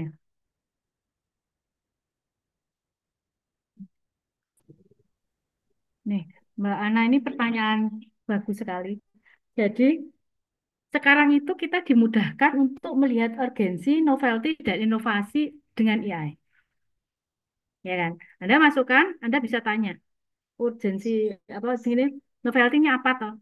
Eh, ini terus inovasinya apa misalnya. Nah, saya mau ini ya, apa saya cari persamaan gampang. Perbedaannya kurang. Tak kas ini nggak tahu saya berguna di di pendidikan sini atau enggak. Mohon izin.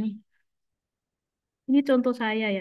Saya kalau bentar, saya share dulu.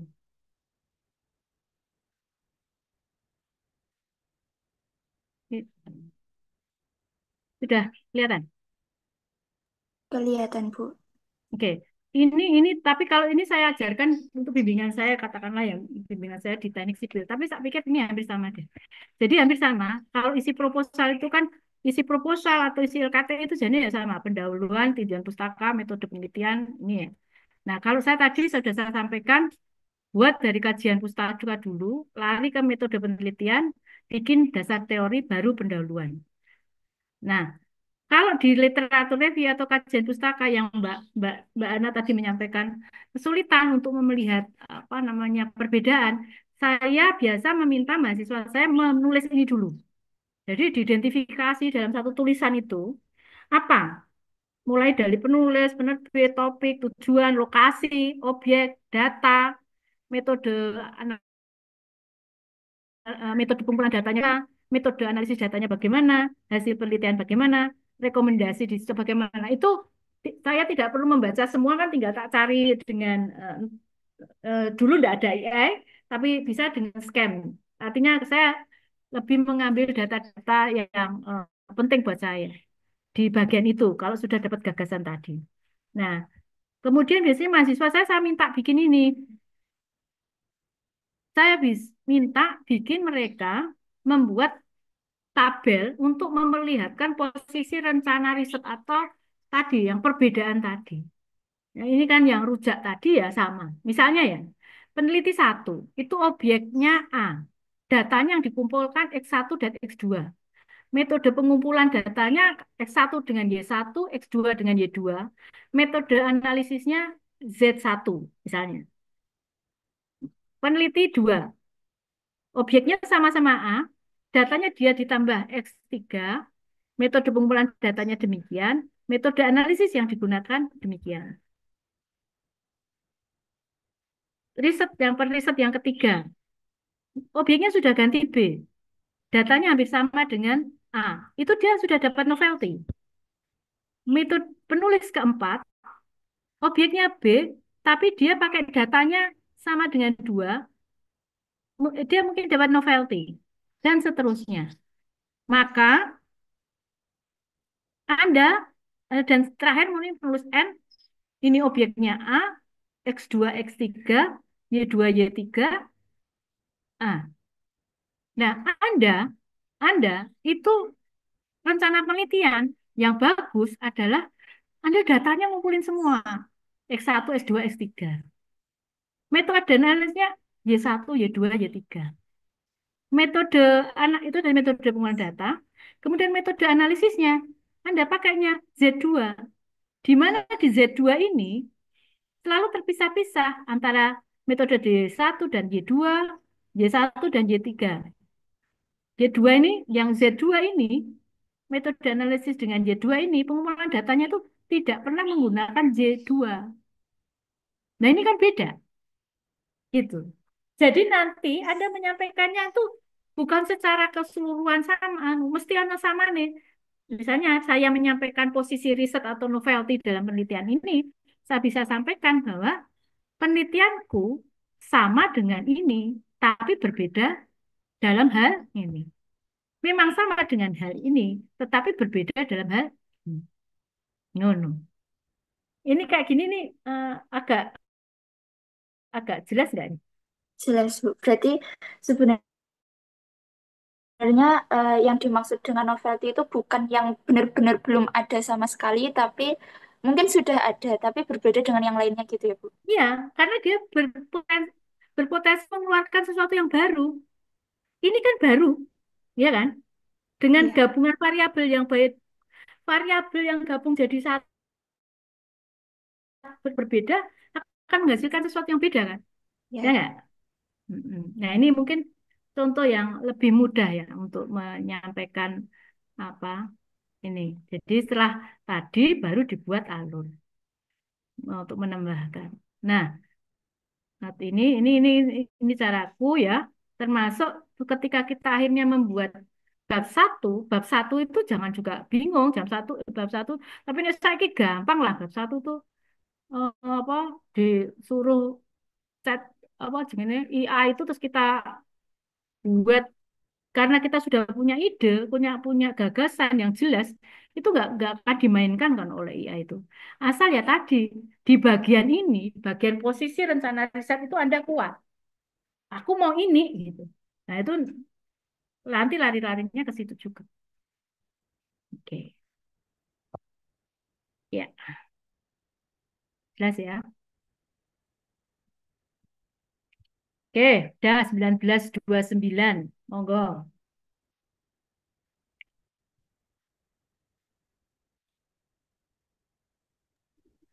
Baik, tidak terasa materi dan tanya jawab telah kita lewati bersama. Namun sebelum kita akhiri sesi materi hari ini, mungkin bisa kita dengarkan sepatah dua patah kata closing statement dari pembicara kita. Mungkin yang pertama dari Ibu Dr. Insinyur Dewi Handayani, STMT, dipersilahkan.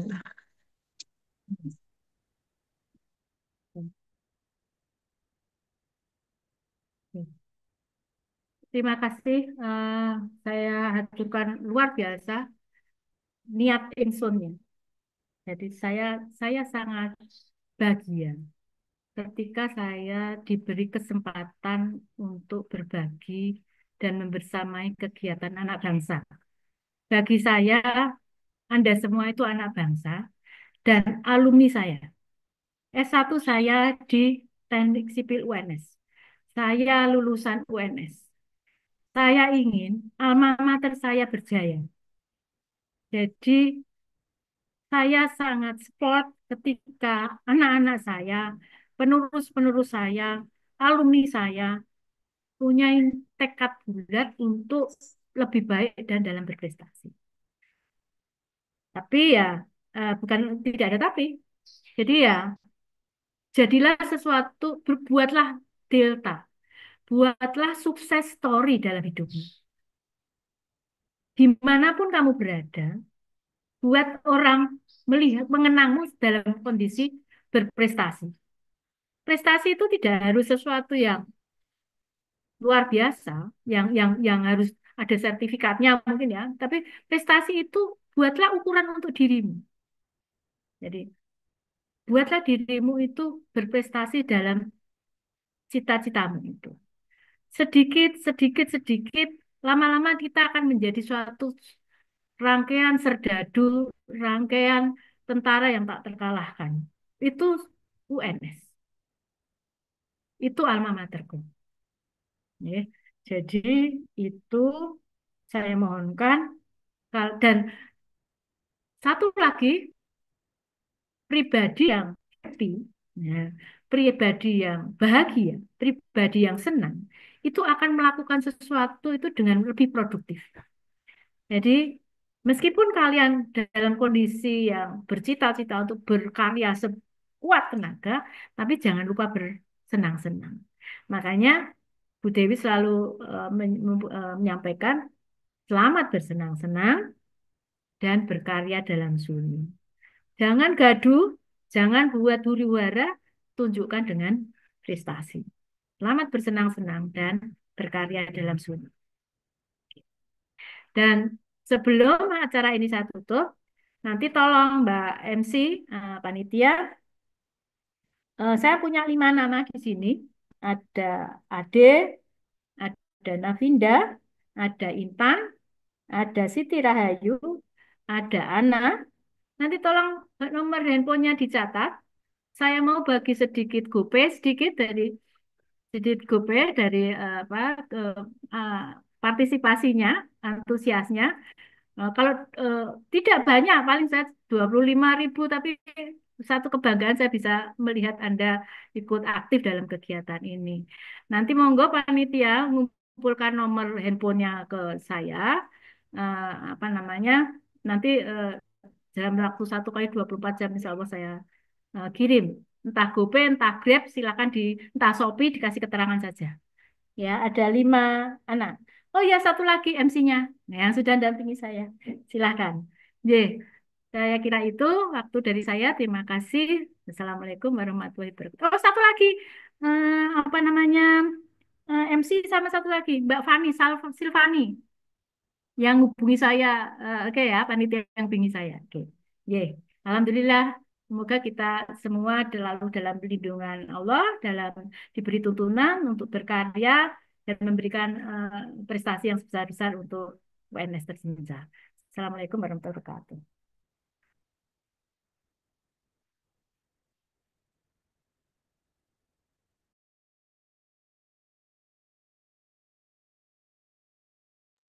Baik, terima kasih kepada Nur Dewi Handayani STMT yang telah memberikan closing statement yang luar biasa. Kemudian acara KKI, marilah kita menyanyikan lagu Bagimu Negeri. Kepada panitia yang bertugas dipersilahkan.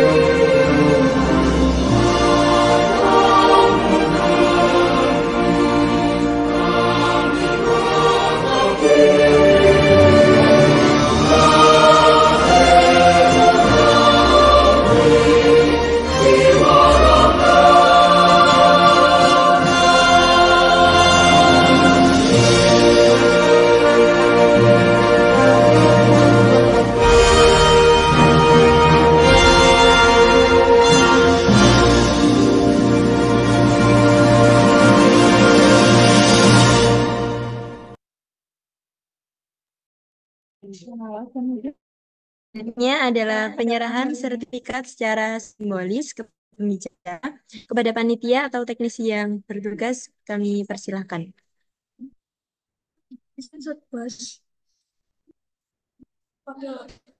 Gimana? Saya Windows. Saya-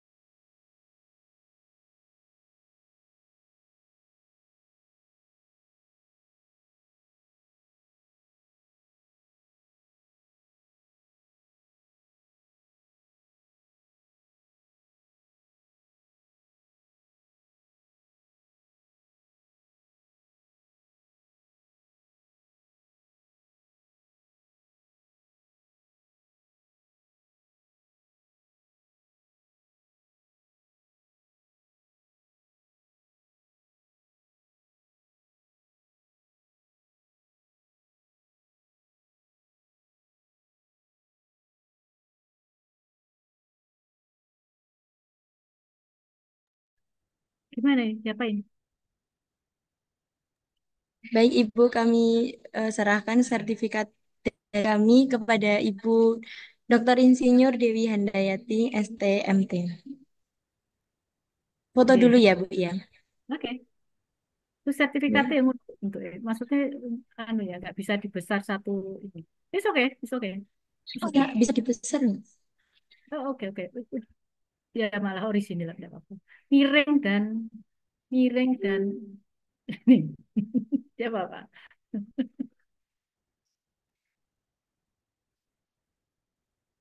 Terima kasih.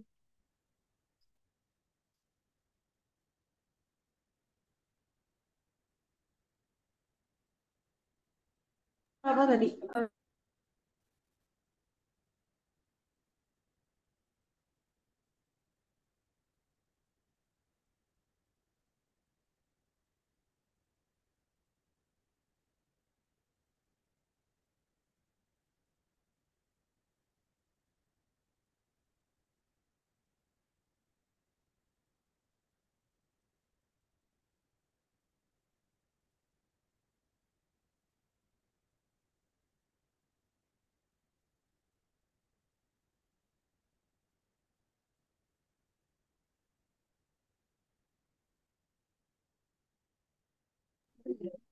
Baik, Ibu, terima kasih.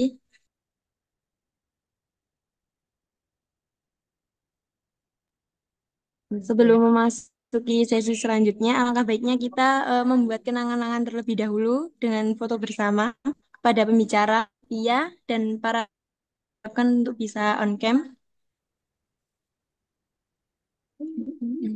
Ya, aku cara aku.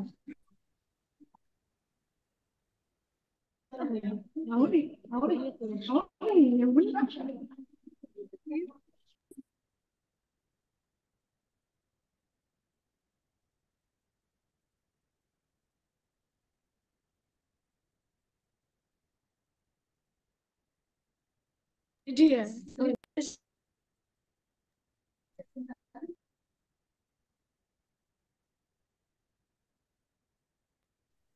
Baik, saya hitung. Satu, dua, tiga. Udah aman. Lagi?